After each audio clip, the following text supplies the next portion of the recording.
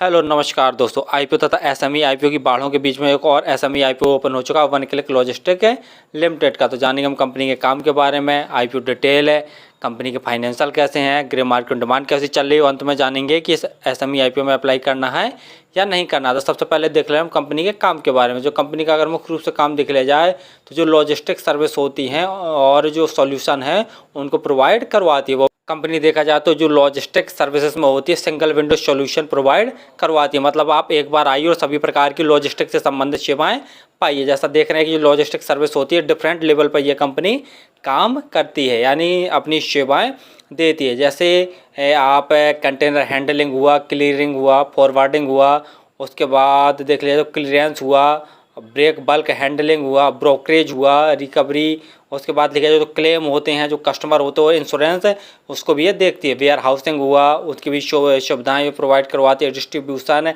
तो इस प्रकार से देखा जाए तो ये सभी प्रकार की सुविधाएं जो कि लॉजिस्टिक से संबंधित होती हैं देती है। पोर्ट एंड टर्मिनल के ऑपरेशंस हुआ तो उनको उनसे संबंधित भी ये जो सेवाएं होती है वो प्रोवाइड करवाती है। और कंपनी के क्लाइंट देख लिया जाए तो इंडिया के साथ साथ में चाइना, यूरोप, सिंगापुर और मलेशिया में हैं। और कंपनी के देख लिया जाए तो सरकारी जो बंदरगाह हैं उनके साथ साथ में भी कुछ प्राइवेट बंदरगाह हैं। जैसा देख ले रहे हैं जो प्राइवेट पोर्ट्स हैं जिसमें न्यावा सोवा है, मुंद्रा है, दिल्ली आईसीडी है, पिपावाव है, चेन्नई है। तो यहाँ पर भी ये अपनी जो सर्विसेज हैं उनको प्रोवाइड करवाती है। चलिए अब देख रहे हैं हम आईपीओ की डिटेल के बारे में। आईपीओ 27 सितंबर को ओपन हो चुका और 3 अक्टूबर तक यह ओपन रहेगा। और जैसा देख रहे हैं जो प्राइस बैंड रखा गया वो 99 रुपये पर शेयर का प्राइस बैंड रखा गया है।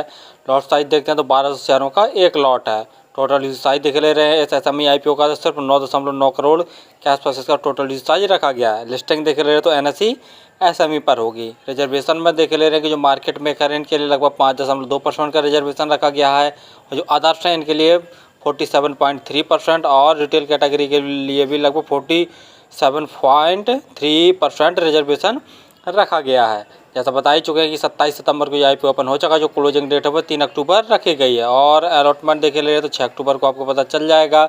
और जो क्रेडिट और डेबिट संबंधी मैसेज होते हैं उनसे भी पता चल जाता है। यदि आपके अकाउंट में पैसे क्रेडिट हो जाएंगे तो समझ लीजिए कि आपको आईपीओ अलॉट नहीं हुआ। यदि आपके अकाउंट से पैसे डेबिट हो जाएंगे तो समझ लीजिए कि आपको आईपीओ अलॉट हो गया। यदि आपको आईपीओ अलॉट नहीं होता तो 9 अक्टूबर तक आपके पैसे रिफंड है वापस आपके अकाउंट में आ जाएंगे। और जब लिस्टिंग डेट देखे ले रहे हैं तो 11 अक्टूबर रखी गई है। और वैसे भी समय समय पर आप चेक करते रहिए, क्योंकि किसी आईपीओ एसएमई आईपीओ की जो अलॉटमेंट है वो भी पहले आ जा रहा है समय से और लिस्टिंग भी पहले हो जा रही है।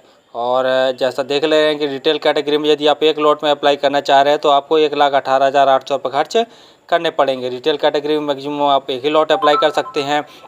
एचएनआई कैटेगरी में 2 लॉट अप्लाई कर सकते हैं। उसके लिए आपको 2,37,600 रुपये खर्च करने पड़ेंगे। और शेयर होल्डिंग जैसा देख ले रहे हैं आईपीओ आने के पहले इनकी 93% थी और आईपीओ आने के बाद इनकी 67.17% इनकी शेयर होल्डिंग बचेगी, जो कि ठीक ही है। पी देख ले रहे हैं तो 0.5 इनका पी है और आईपीओ आने के बाद इनका जो पी हो जाएगा 24.3 हो जाएगा। मार्केट कैप देखते हैं तो 35 करोड़ के आसपास कंपनी का मार्केट कैप है। आरओई देखते हैं तो 55.09% और आरओसीई देखते हैं तो 27% है, जो कि ठीक है। फाइनेंशियल देखे ले रहे हैं, लेकिन फाइनेंशियल देखने से पहले हमारे चैनल को सब्सक्राइब कर लें ताकि आपको समय समय पर आईपीओ, एसएमई आईपीओ और शेयर मार्केट संबंधी जानकारी मिलती रहे। तो जैसा फाइनेंशियल में देख रहे हैं जो कंपनी के एसेट्स हैं साल साल लगातार बढ़ रहे हैं। रेवेन्यू की बात कर रहे हैं, जैसे जो देख रहे हैं कि जो ऑल अमाउंट्स हैं लैक्स में दिए हुए हैं। तो मार्च अगर 2020 की बात करते हैं तो 1,167 करोड़ के आसपास टोटल रेवेन्यू था। मार्च 2021 में बढ़कर 1,332 करोड़ हो गया। मार्च 2022 में देखते हैं तो 3,520 करोड़ का टोटल रेवेन्यू हो गया। यानी 2021-2022 में देखते हैं तो बम्पर ग्रोथ देखने को मिला। लगभग 2.5 गुना इनका रेवेन्यू में ग्रोथ देखने को मिला है। और प्रॉफिट आफ्टर टैक्स देख ले रहे तो 2020 में कंपनी को 32 लाख का नेट प्रॉफिट हुआ था। 2021 में 101 लाख का नेट प्रॉफिट और 2022 में देख ले रहे तो 129 लाख का टोटल प्रॉफिट हुआ है कंपनी को। लेकिन जैसा देख रहे हैं कि जिस हिसाब से 2021 से 2022 में टोटल रेवेन्यू में जैसे 2.5 गुना रेवेन्यू में ग्रोथ देखने को मिला है, उस हिसाब से प्रॉफिट में ग्रोथ देखने को नहीं मिला है। लेकिन फिर भी सही है, साल दर साल काफ़ी अच्छा ग्रोथ देखने को मिल रहा है। नेटवर्थ भी देख रहे हैं कि साल दर साल बढ़ रही है। रिजर्व देख रहे हैं तो कंपनी का मार्च 2020 में 20 लाख के आसपास रिजर्व था। 2022 में देखते तो 157 लाख का टोटल रिजर्व कंपनी के पास हो गया है। ग्रे मार्केट में डिमांड देखे ले रहे तो 45 रुपये पर शेयर इसकी ग्रे मार्केट में डिमांड चल रही है और 1200 शेयरों का एक लॉट है। तो 45 गुणा 1200 करके देखते हैं तो लगभग 54,000 जैसा प्रॉफिट आज की डेट में दिखा रहा है एक लॉट में, जो कि लगभग 45-46% जैसा प्रॉफिट निकल के आ रहा है। फाइनली हमने देखा कि जो कंपनी का काम है वो बता ही चुके हैं कि लॉजिस्टिक जो सर्विस होती है उनको प्रोवाइड करवाना है। इसका काम तो बहुत दमदार, और जैसा जान ही रहे हैं कि यह इंडिया के अलावा भी देखा जाए तो इंटरनेशनल इसके जो क्लाइंट्स हैं, और साथ साथ में जैसा हम वो भी बता चुके हैं कि जो बंदरगाह हैं वह सरकारी के साथ साथ में प्राइवेट बंदरगाह हैं, उन पर भी ये अपनी जो सर्विस होती है प्रोवाइड करवाती है। यानी काम तो इसका बहुत बढ़िया है, जैसा हम बता ही चुके हैं। और फाइनेंशियल में जैसा देख रहे हैं कि साल साल इनके अंदर रेवेन्यू में ग्रोथ देखने को मिल रहा है, प्रॉफिट आफ्टर टैक्स में भी ग्रोथ देखने को मिल रहा है। तीसरा पॉइंट, ग्रे मार्केट में डिमांड भी काफ़ी ठीक ठाक चल रही है, लगभग 45% जैसा प्रॉफिट आज की डेट में निकल के आ रहा है, जो कि लगभग देख लिया तो 54,000 के आसपास प्रॉफिट निकल के आ रहा है, जो कि ठीक ही है।